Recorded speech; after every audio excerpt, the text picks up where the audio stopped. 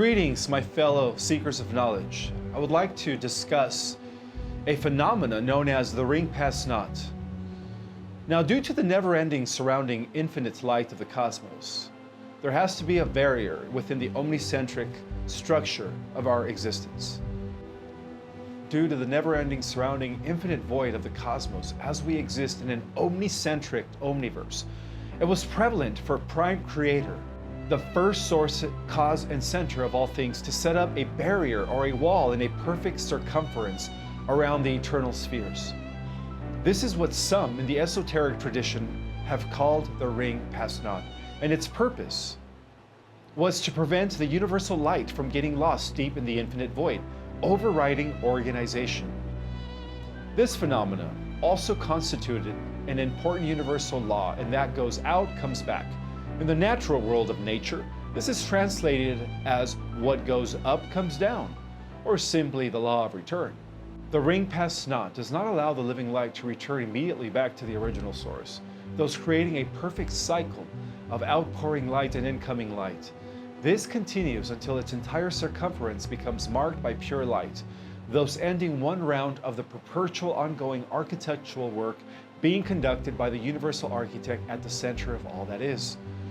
In this process, the light constantly going out is considered the descending part or face, which only marks half of the entire process.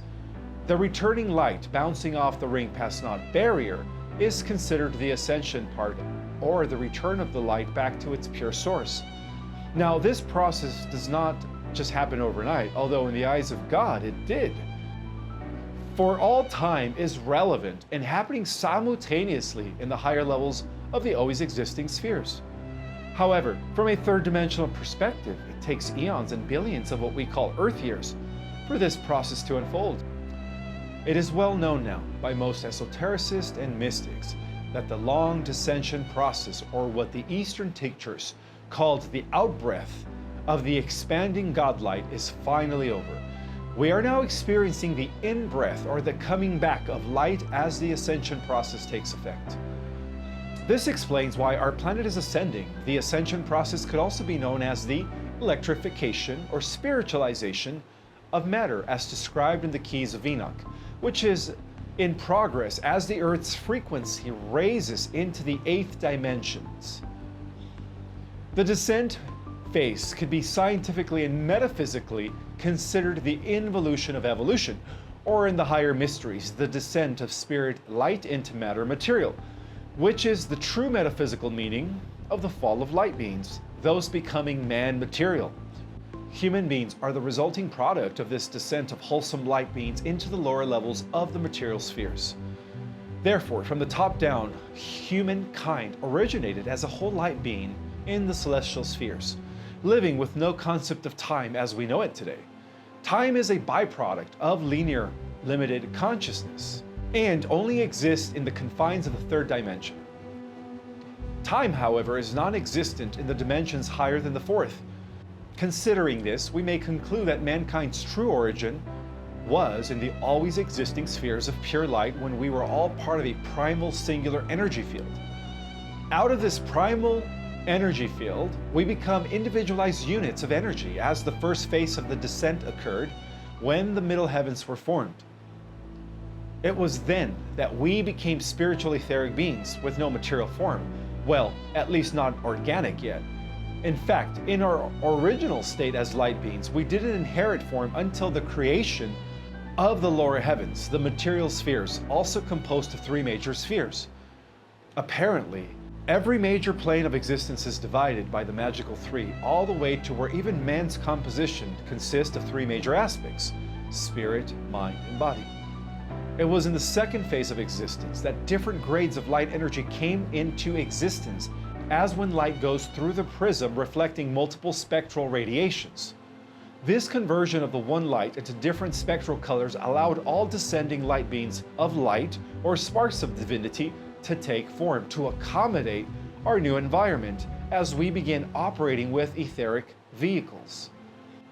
These were and are our energy bodies that we use in the higher etheric spheres, as we were intelligences without yet physical form of flesh and bones, or organic.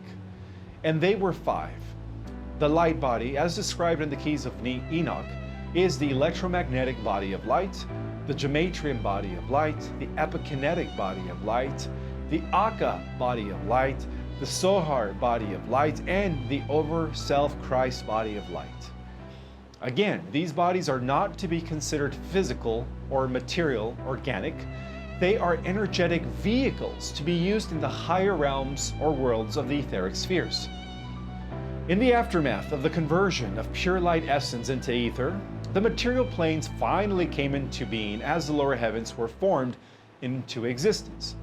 During this phase, the descending light etheric beings, us, needed a material vehicle. This vehicle has been revealed through the restored knowledge as the perfect embodiment Adam Catman. It becomes the last energy matter manifestation for the descending light beings with their origin in the always existing spheres of the central universe, thus correcting our true origin as made in the image of God. We may now state that the first Adam, our ancestor, was a light being, a fully conscious spiritual being who first existed in the 8th dimension of perfected material form of refined manifested non-organic matter. This refined manifested non-organic matter, being superior than the organic matter, was originally made eternal as explained in our Bible. My name is Ismael. Thank you so much. Don't forget to like, subscribe, and share, and we will see you on the next one.